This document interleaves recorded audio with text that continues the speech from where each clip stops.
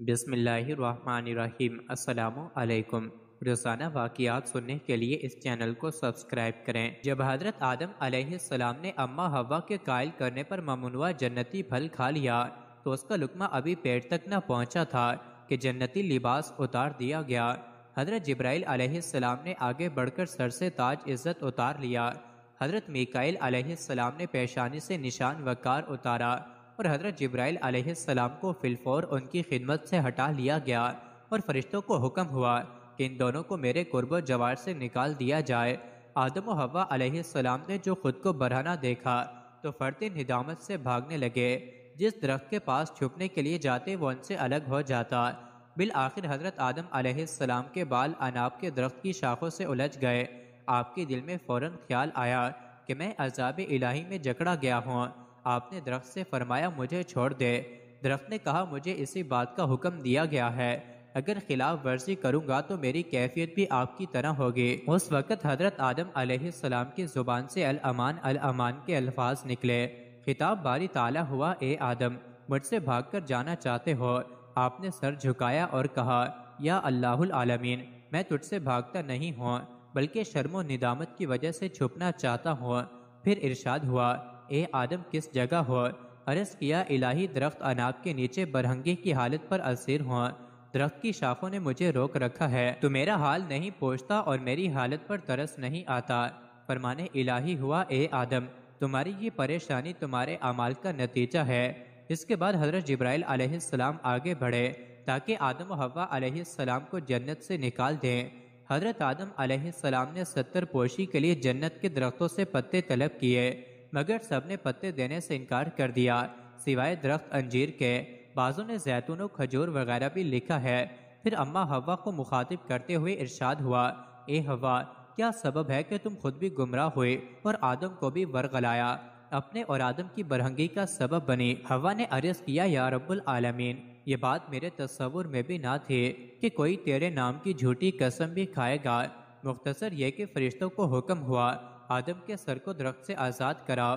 حضرت آدم علیہ السلام کو جب یہ یقین ہو چلا کہ عتاب خداوندی سے رہائی ممکن نہیں تو اللہ سے بخشش کی عاجزانہ دعائیں مانگیں اور آپ صلی اللہ علیہ وآلہ وسلم کا واسطہ دیا۔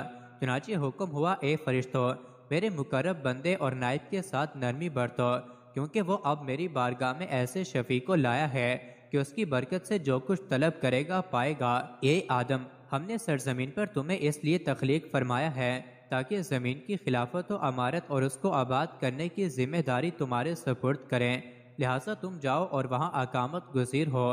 حضرت آدم علیہ السلام نے عرض کیا، کیا مجھے دوبارہ بعثت میں داخلے کی اجازت مل جائے گی؟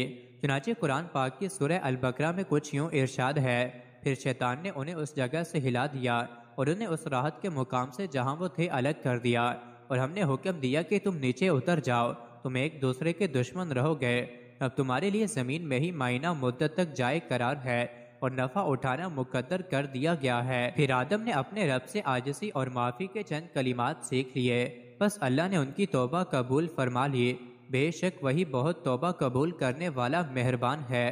ہم نے فرمایا تم سب جنت سے اتر جاؤ، پھر اگر تمہارے پاس میری طرف سے کوئی ہدایت پہنچے تو جو بھی میری ہدایت کی پیروی کرے گا نہ ان پر کوئی خوف ہوگا اور نہ وہ غمگین ہوں گے، اور جو لوگ کفر کریں گے اور ہماری آیتوں کو جھٹلائیں گے تو وہی دوزخی ہوں گے، وہ اس میں ہمیشہ رہیں گے۔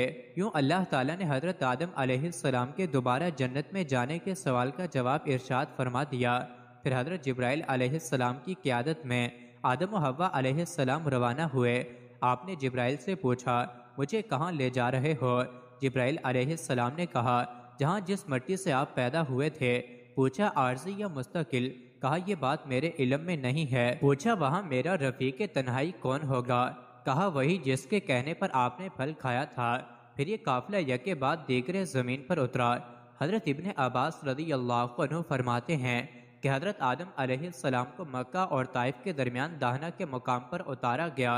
ابن ابی حاتم اور حضرت حسن بصری رحمۃ اللہ علیہ فرماتے ہیں کہ آپ کو ہند میں، حضرت حوا کو شہر جدہ میں، ابلیس کو بصرہ میں اور سام کو اصفہان میں اتارا گیا۔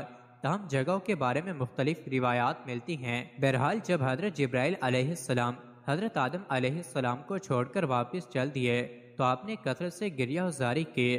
اللہ تعالیٰ نے زمین کے جانوروں کو حضرت آدم علیہ السلام کی عیادت کا حکم فرمایا۔ جب جانوروں کے گروہ جمع ہو کر آپ کے پاس پہنچے تو دیکھا کہ آدم گردن ڈالے مصروف گریہ تھے۔ تمام جانور متنفر ہو کر واپس چل دیے کہ کہیں ہم بھی ان کی نافرمانی کی وجہ سے عذاب الہی میں گرفتار نہ ہو جائیں۔ اس سے حضرت آدم علیہ السلام کی گریہ زاری میں مزید اضافہ ہو گیا۔ اللہ تعالی نے ان پر رحم فرمایا اور ان معافی کو قبول فرما لیا۔